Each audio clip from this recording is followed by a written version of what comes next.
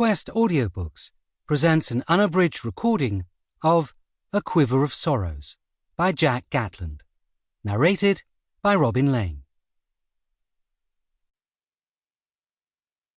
Prologue. Ryan Gates really hated Montgomery Pryce.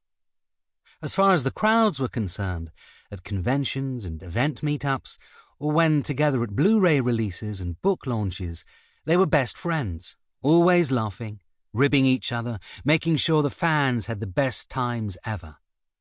But behind the scenes, it was pretty toxic.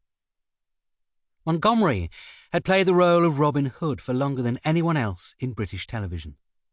In the mid-70s, he'd starred in Young Robin, a show that had lasted 15 episodes in total, and starred the teenage Montgomery, then calling himself Monty Pryce, as the titular character.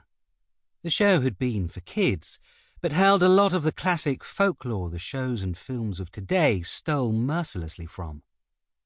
There was a larger lad, Michael Bailey, who played a young Little John. There was Felicity Marshall, who played a teenage Marion. And the whole thing was, quite frankly, cringeworthy, as they tried to explain how Robin was Robin before the legends all had him start as Robin.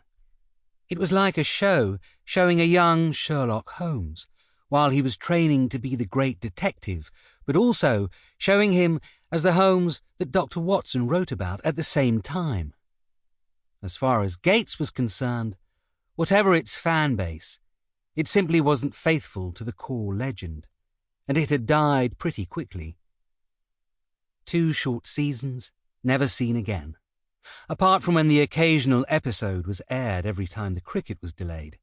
And to be honest, they probably lost most of the episodes in the BBC archives, with a ton of Doctor Who episodes and a few Steptoe and Son and Dad's Army classics thrown in for good measure.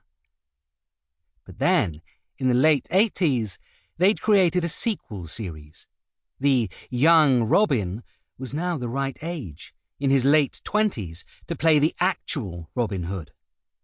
The BBC were excited about this.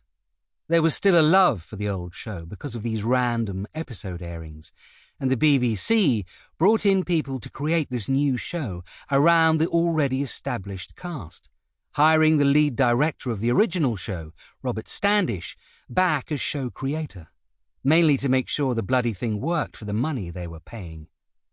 Although this was where Monty became known as Montgomery, or, more accurate... Sample complete. Ready to continue?